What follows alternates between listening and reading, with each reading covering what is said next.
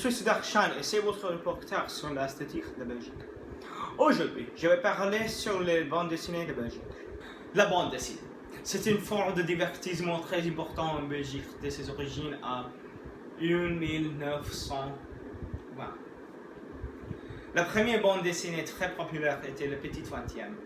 Puis, les bandes dessinées comme Tintin ont commencé et ils ont révolutionné cette forme d'art.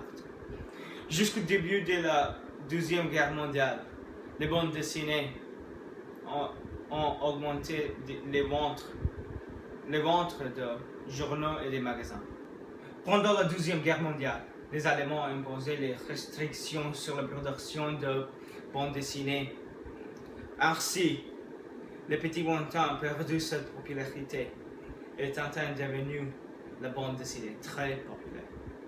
Après le succès de petites bandes dessinées en Belgique, en français et aux États-Unis, l'industrie a expandé et les ateliers qui ont fait ces bandes dessinées ont émergé.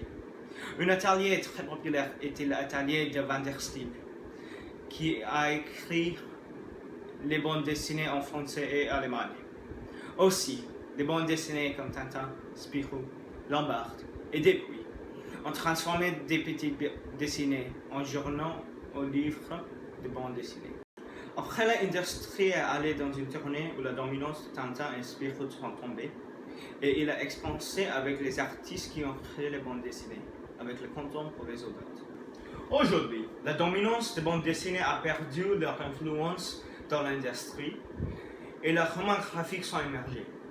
Les artistes comme Hugo Pratt et Jacques Tardy, qui ont écrit les bandes dessinées comme Saint-Exupéry et Adieu, ont commencé à écrire les romans graphiques aujourd'hui. Cet art belge est très important dans notre culture. Il a nous amusé de la période Deuxième Guerre mondiale et aujourd'hui, l'héritage du travail des artistes vit avec nous dans les romans graphiques.